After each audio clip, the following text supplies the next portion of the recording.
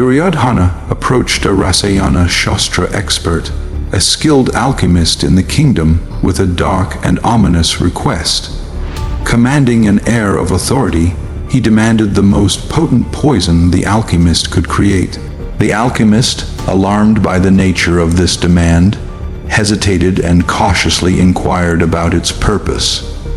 Duryodhana, his tone sharp and unwavering, dismissed the question and ordered the alchemist to obey his command without further inquiry.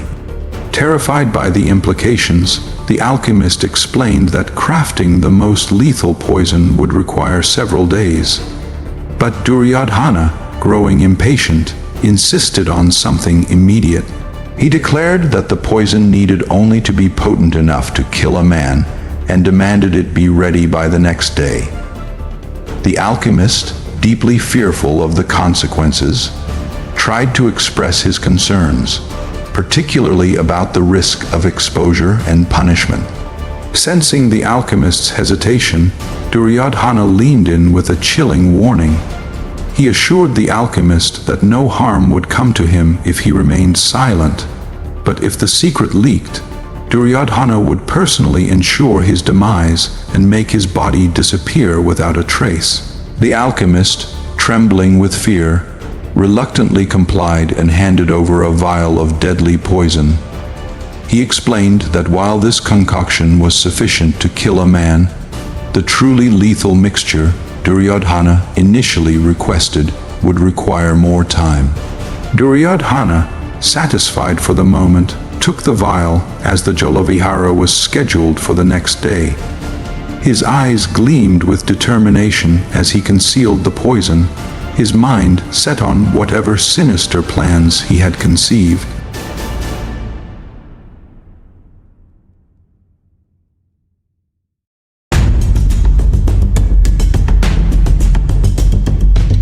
The Pandavas and Kauravas enjoyed their time at the Jalavihar with great enthusiasm, turning the serene riverside into a lively playground. The princes indulged in water games, splashing and racing each other in the cool waters of the Pramanakoti River. The trees lining the riverbank were transformed into play areas, as the young princes climbed them and swung into the river, laughing and cheering. To add to the excitement, Yudhishthira organized a treasure hunt along the riverbank. Items were hidden cleverly, and the princes formed teams to find them. Duryodhana, in his usual competitive spirit, tried to outsmart everyone, but he grew frustrated when Bhima or Arjuna effortlessly outperformed him, earning laughs and cheers from the others. The royal cooks prepared a grand feast for the princes, serving a variety of dishes. Bhima astonished everyone with his insatiable appetite, consuming an amount of food that left even the cooks bewildered. The other princes looked on in amazement, never having seen anyone eat so much. In another display of strength, Duryodhana lifted a massive boulder and challenged the others to match his feat. While many of the strong Kauravas struggled, Bhima stepped forward, laughing at the challenge. He not only lifted the boulder with ease, but hurled it far into the distance, surpassing Duryodhana's effort.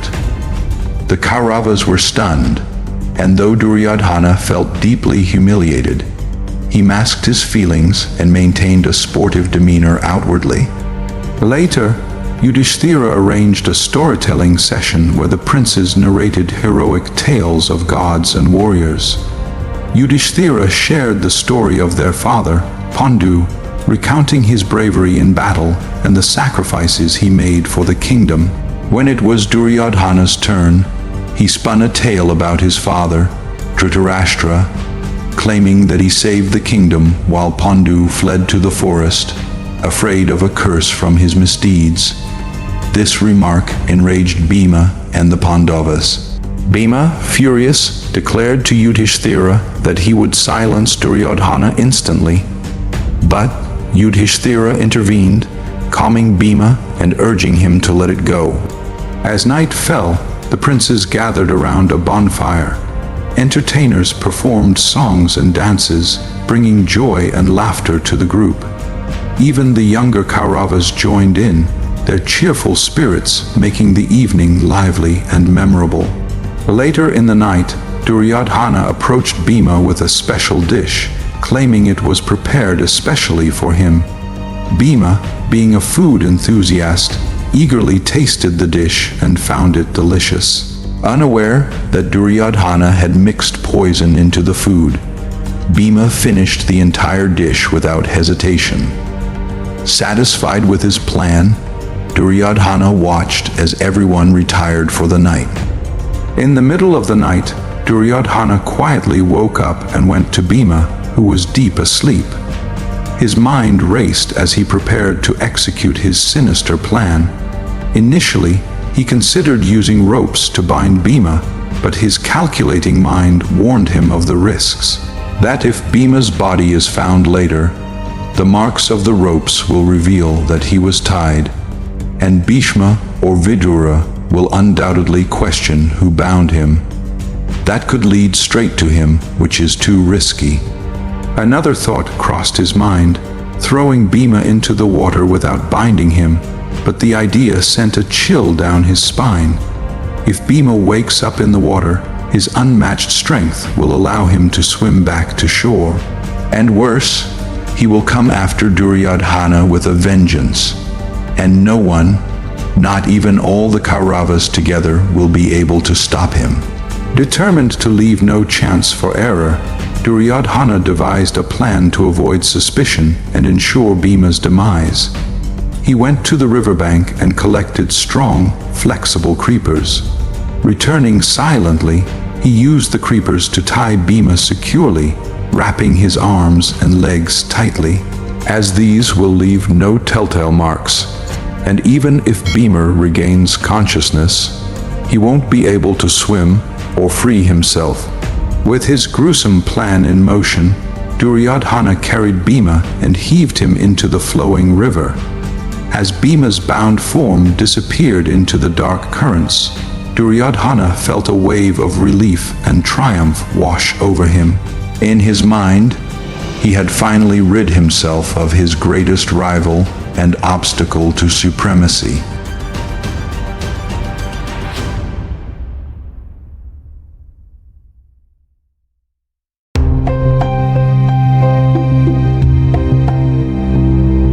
The next morning, Yudhisthira woke up and noticed that Bhima was not in his tent. Initially unconcerned, he assumed Bhima had wandered off nearby and would return soon. However, as the day progressed and Bhima did not return even by lunchtime, unease began to settle in. Feeling something was amiss, Yudhisthira began to inquire about his brother's whereabouts. He questioned the other Pandavas, the Kauravas, and even the guards, but no one claimed to have seen Bhima. Duryodhana, masking his true emotions, downplayed the situation and reassured everyone that Bhima's strength and resilience would keep him safe. The Kauravas continued their day of Jalavihar with joy and enthusiasm, much like the previous day.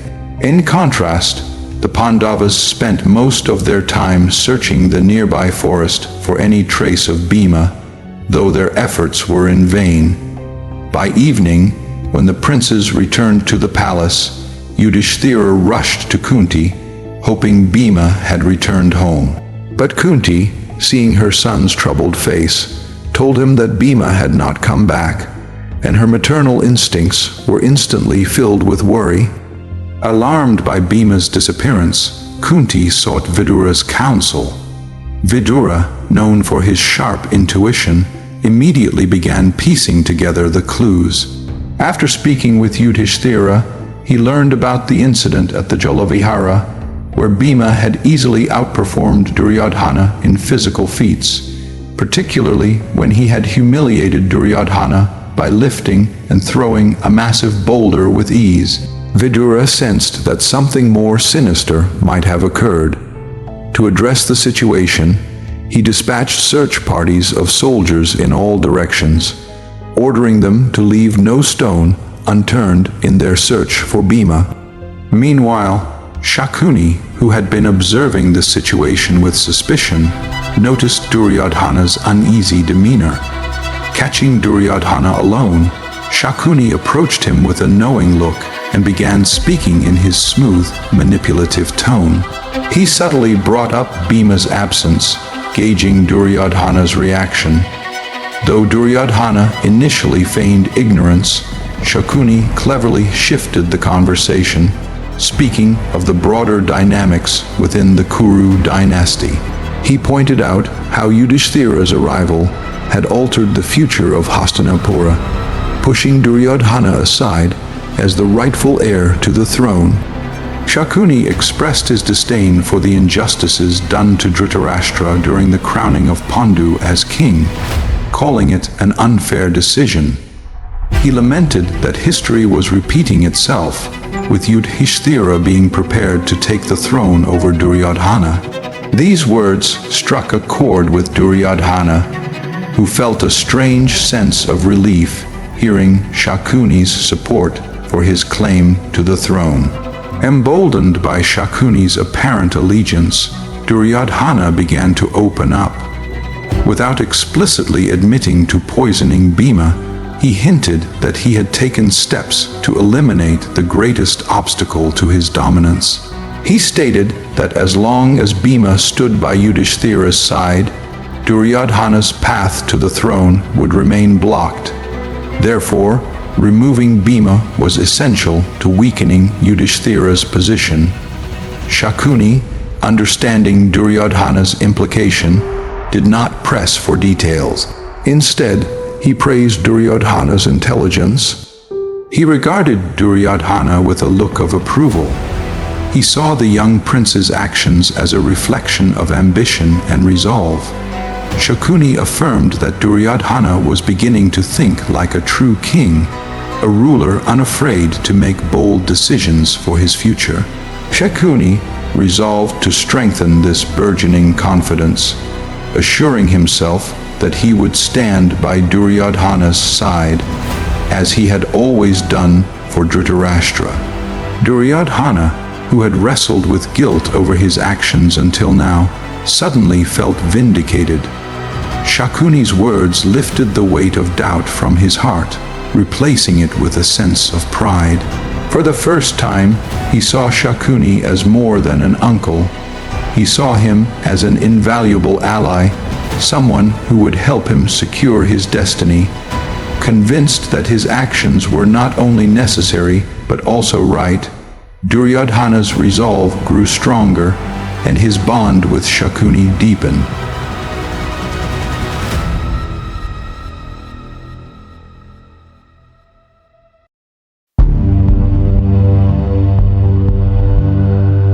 While the Kuru princes were on their holiday, Kripacharya diligently focused on the task entrusted to him by Bhishma. Determined to fulfill his responsibility, he visited Drona's ashram. Upon arrival, Kripacharya felt a sense of pride seeing Drona thriving, having seemingly found purpose in his life. He also noticed a lingering dissatisfaction in his demeanor, a subtle indication that something within Drona remained unsettled. Curious and concerned, Kripacharya inquired whether Drona had taught the knowledge of divyastras to his son, Ashwathama. Drona admitted that he had not yet shared this sacred and destructive knowledge with anyone, not even Ashwathama. He explained that he was cautious about bestowing such immense power, uncertain if even princes or devoted students could handle the weight of such responsibility. Relieved by Drona's prudence, Kripacharya understood the wisdom behind his hesitation. Kripacharya then shared the purpose of his visit, informing Drona that Bhishma himself had extended an invitation for him to come to Hastinapura. He spoke of Drona's growing renown, his extraordinary skills now being discussed across kingdoms. But Drona hesitated.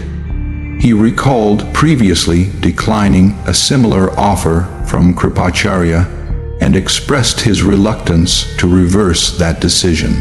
Krupi intervened with calm reasoning. She reminded Drona that this was not a matter of him approaching the royal family, but rather Bhima, a figure of unparalleled authority, inviting him personally. She pointed out that accepting the invitation was not a compromise, but an honor.